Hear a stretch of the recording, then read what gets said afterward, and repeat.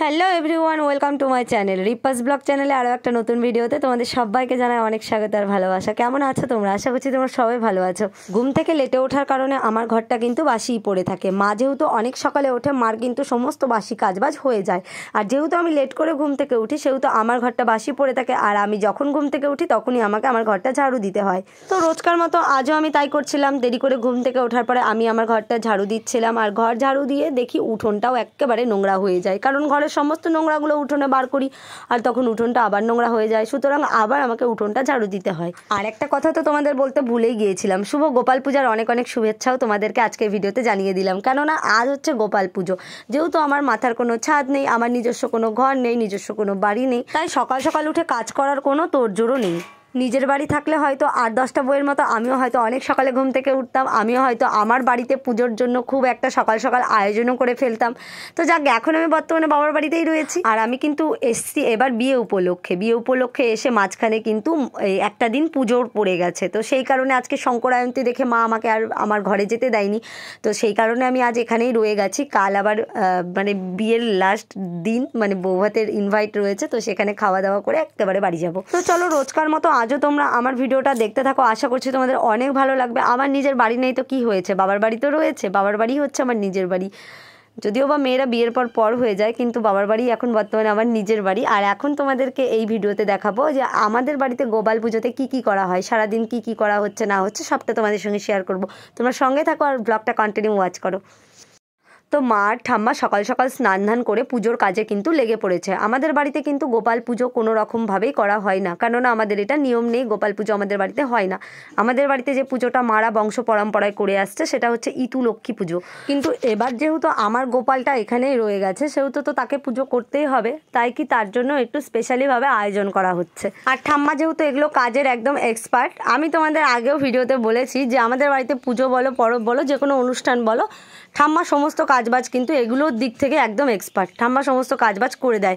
মানে গোপাল ঠাকুরের নাড়ু বলো, পুজোর কোনো কাজ বলো, পুজোর কোনো সুজি বলো, পায়েস বলো, লুচি বলো, পিঠে বলো, এগুলো কিন্তু ঠাম্মাই সব কিছু হ্যান্ডেল করে, ঠাম্মাই করে দেয়। পুজোর কাজ মা আর ঠাম্মা মিলে যেহেতু ওদিকে করছেই, তাই রান্নার দায়িত্বটা তোমাদের দাদা আর আমার উপরে পড়ে গেছে। তো এখন তোমাদের দাদা এই যে সবজি টবজি সমস্ত কিছু কেটে টেটে নিজেই ধোয়াধুয়ি করে আমাকে দিচ্ছে, যাতে আমার একটু হেল্প হয়।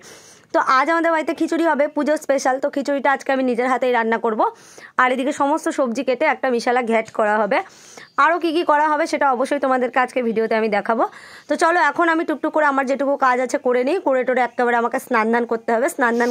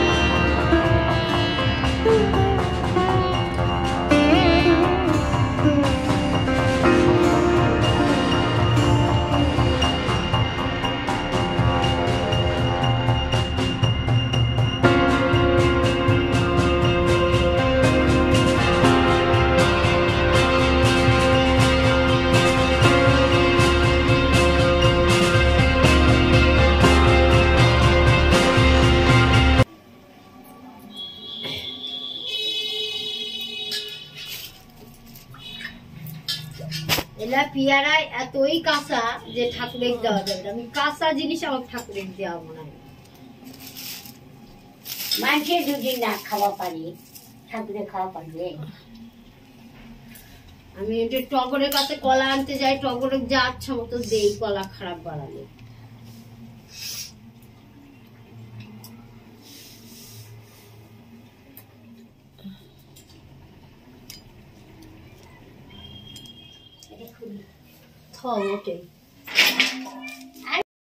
তো স্নান ধান সেরে আমি আমার গোপালকে একটু নিজের হাতে সাজিয়ে চলে এলাম রান্নার দিকে। তো এখন রান্নার দিকে এসে গেছি, এখন রান্নাটা আমাকে কমপ্লিট করতেই হবে। চলো আর কি রান্নাবাড়ি এখন আমি করতে থাকি আর তোমরা দেখতে থাকো। এই খালি একাই পূজা করতেছে, গোটা ঠাকুর ঘর একদম পূজার সাজ সরঞ্জামে ভর্তি।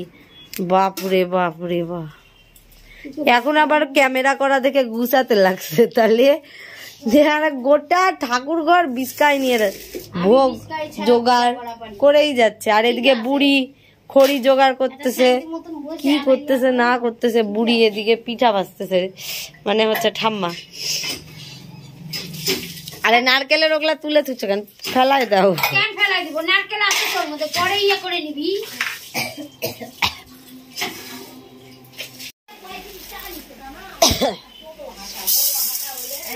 এমনি কিন্তু আমি আসলাম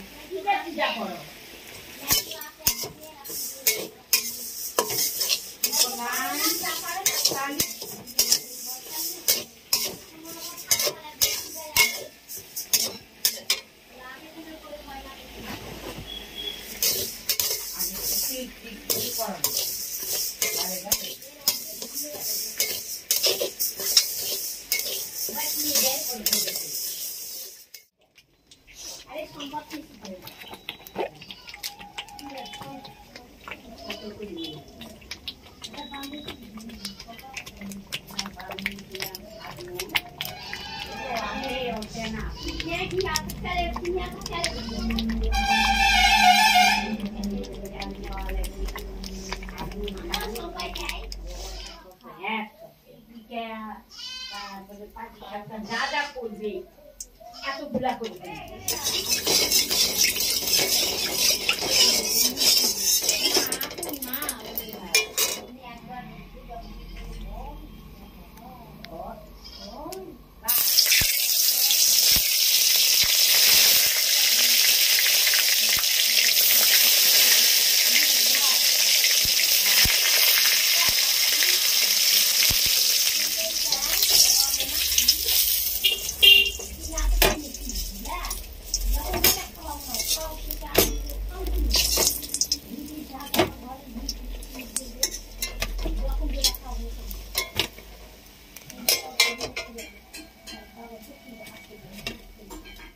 তো আমার রান্নাবাড়ি কমপ্লিট, গরম গরম বেগুন ভাজা কমপ্লিট, গরম গরম খিচুড়িও নামানো হয়ে গেছে। অনেক কিছুই স্কিপ করে গেছি, যেহেতু আজ আমি একা হাতে রান্নাবাড়ি করছিলাম, একা হাতে ক্যামেরা করছিলাম, তাই হয়তো অনেক কিছু স্কিপ হয়ে গেছে।